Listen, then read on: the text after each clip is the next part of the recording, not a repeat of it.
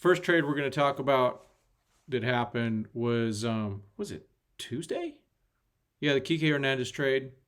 Enrique comes back, gets a new number 8, and the Dodgers traded Nick Robertson and Justin Hageman. Well, first, let's talk about Justin. Like I said, Justin was drafted in 2018, round 23. Wow, back in the day when there was 40 rounds. Good times. We missed those. But so Justin was part of the trade, goes to Boston. Could already see he's already gotten in a game for he's at their AAA team also and had one game got a hold. So good for him. This will probably be the last time we ever talk about Justin on this thing, but he had a really nice year at OKC. You can see the year before he in 2022 he was pretty bad, 5.57 ERA. PCL he just got knocked around quite a bit. This year picked it up. 25 games. Let's see, where's IP? 58 innings pitched, 48 hits, 11 walks, and oh man, we got to go over here for the strikeouts. 60 strikeouts. Let me expand the screen a little bit. See if that helps. Yeah, that'll help. Good for him. Gets an opportunity. As we all know, the Dodgers are clogged. They also just seem to have favorites and not favorites. And I don't think Justin really was on that track for the Dodgers, or he should have been brought up possibly the way the bullpen's been this year. I know it's been good the last month and a half, so credit there. But Monty just we'll talk about that in a minute. That was bad. So that's Justin Hageman for his Dodger career. Rest in peace. Let's see, Nick Robertson, friend of the show. I was able to, last time I was at Dodger Stadium, July 6th, he struck out the side when he came in against the Pirates, and I got a chance to interview him. And so there's a little interview. It's, only a couple minutes long on the Magic YouTube channel.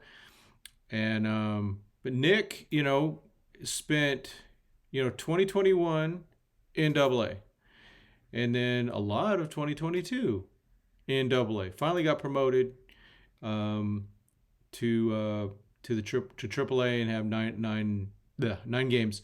And then in 2023, of course, he started with OKC and he got to spend some time with the Dodgers. I think it was only a few games. That's cool. It looks like he already got in for Boston in their AAA system, but he had a really nice AAA season. 20.1 innings, 19 hits, 42 Ks, and was at 9 walks.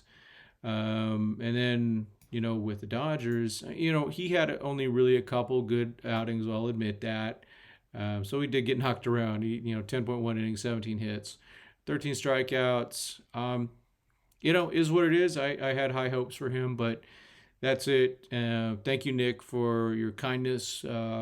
Truly a friend of the show, and we just totally respect him. And then the next trade, we got Ahmed Rosario for Noah Syndergaard. The only thing that, of course, impacted, the only thing that impacted, I better edit that out, was, our rehab guys, with him rehabbing. So, Noah gave it his best for the Dodgers. I got the wrong glasses on again. I got to get my cool Hondo from Maverick glasses on. And also a little bit of tribute to Mark Hoppus. They're a little different than what he has, though. He's from Blink-182. So,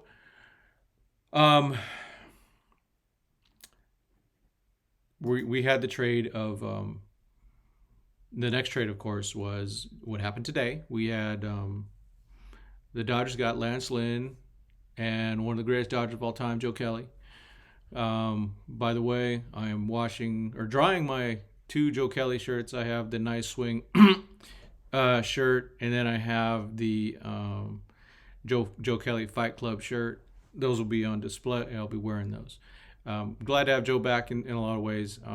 He had his numbers looked really good in terms of all the cool numbers and all that, the advanced numbers. So Hopefully he has some success with the Dodgers. We need him. We really need him.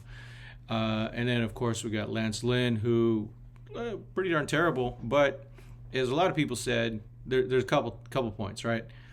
He averages about 6+ innings a game, gives up 4 runs. I think we'll take that. We need, we will take that compared to what we've been getting. And then the other is a really good point. The Rays and the Dodgers both wanted this guy. So even though I've talked about it, I've tweeted about it, I was not a fan of getting him, but now that the trade's been made, I'm going to go with Andrew Friedman, almost kind of friend of the show, fan of the site. He said it himself. We're going to go with what the Dodgers are going to go with. They've been way more right than wrong. Everyone could be wrong. They are wrong less than a lot of other teams, and definitely wrong less than us.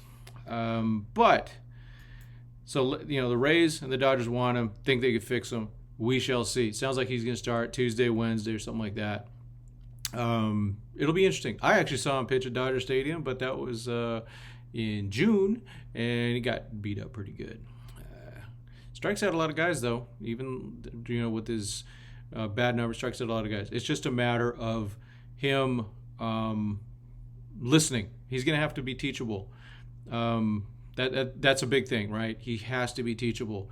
In order to succeed with what the Dodgers have, you have to be teachable. The Dodgers draft guys like that. Hopefully they had a little chat, and he's going to come in and listen.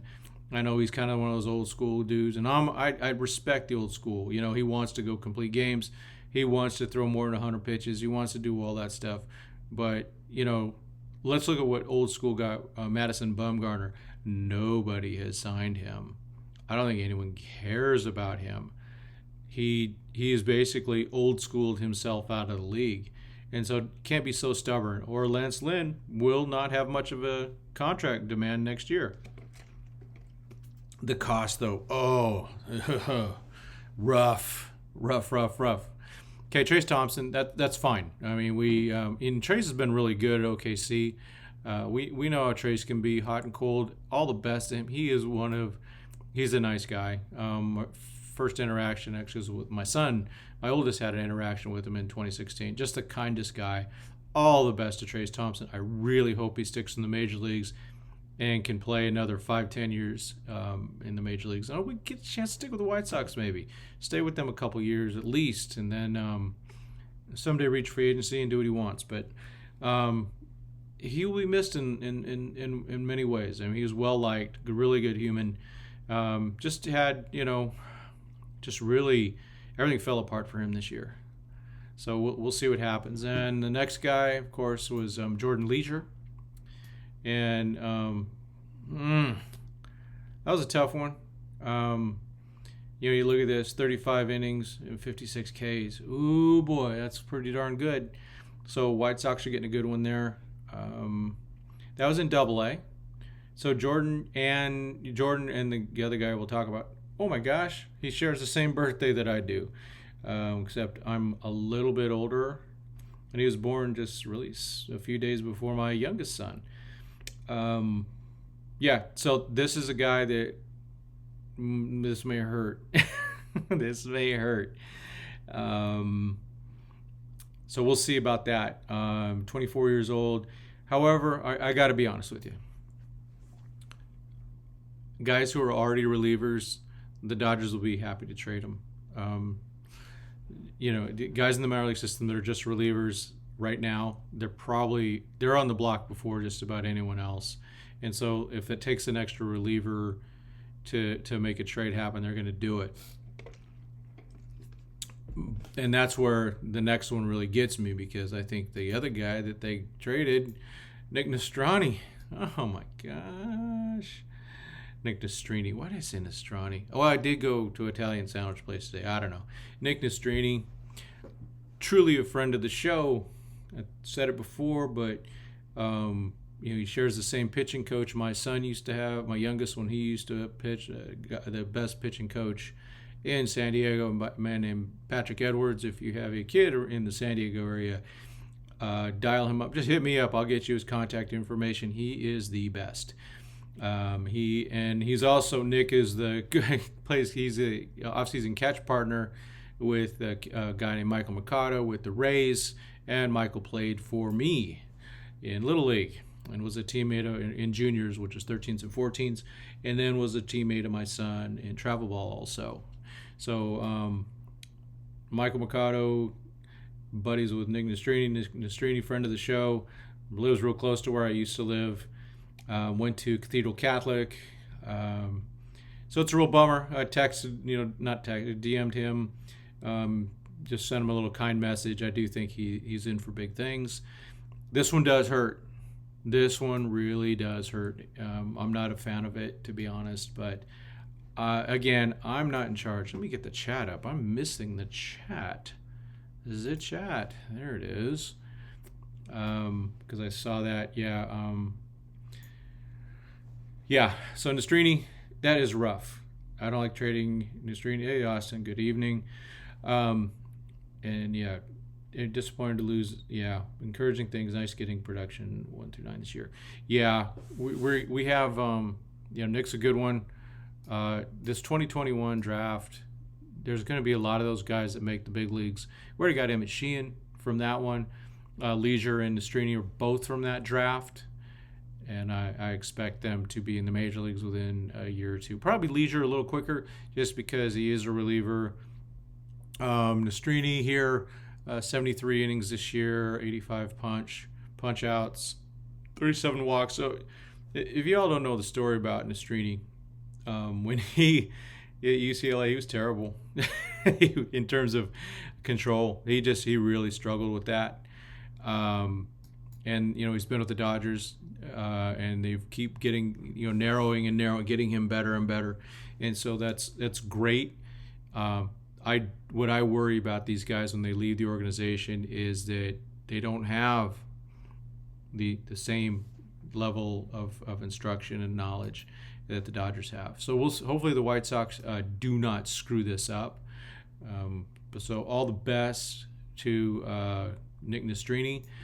With that move, with that big trade today, it took two guys off we need to get 2 guys off the roster. They DFA'd, and this was shocking. I think maybe y'all were shocked.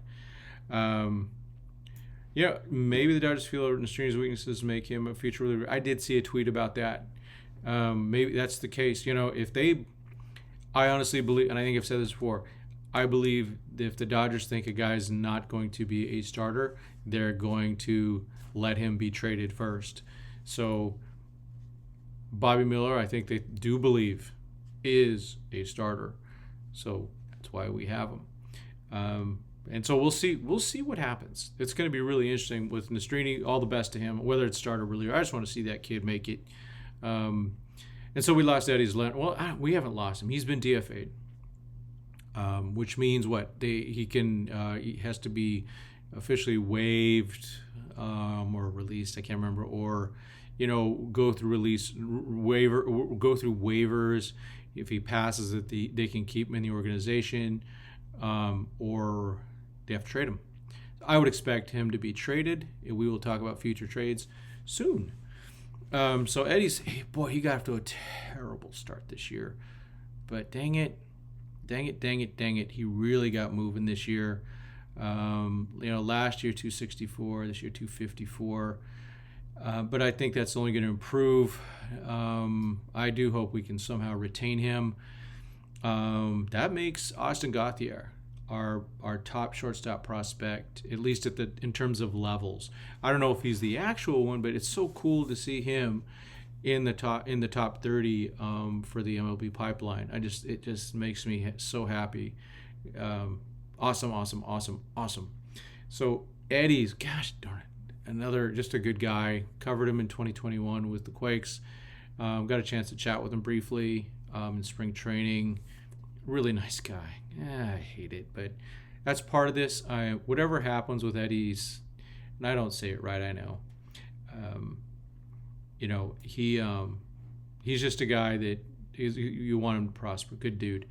And then the other guy that got DFA'd was Justin Brule. I just don't think he's going to be back. I think I think he's proven that he's a major league pitcher in my opinion.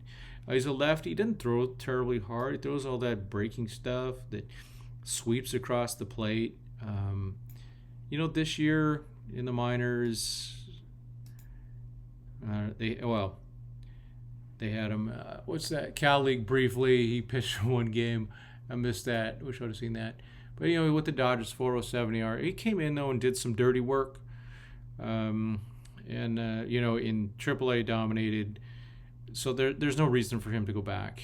I think he'll get claimed by somebody. Hopefully that one doesn't get back and hurt us bad. Let's see, Jamie. I feel horrible for Tulsa in this situation, losing the two pitchers and Eddys for now. Oh yeah. Hopefully we'll leave some of the big holes on the. Yeah, we'll leave big holes on the team. I wonder who will step in for their places. So it is a good time for them to make these moves because the college guys are coming in. In fact, we'll talk about it. Rancho already has 3 draft picks that have signed. So I think on Sunday I'm still trying to. I got denied a press pass on Sunday. I'm hoping I just asked, say, hey, put me on the list in case someone drops out.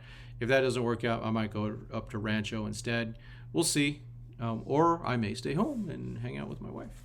All 3 are good options. There's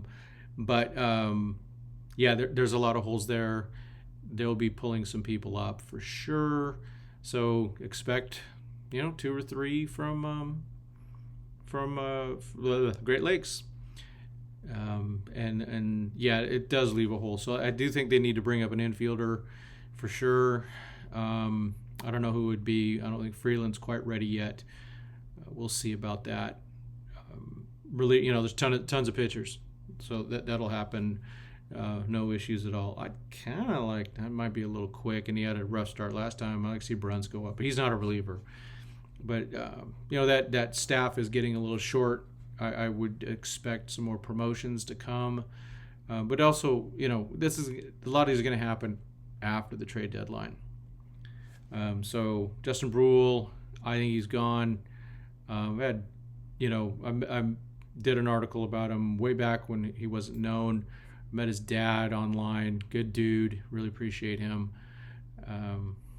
So those are the guys that we've lost. So to all of them, we've covered all of them in some way, and we appreciate them, and we wish them all the best. And what can you do?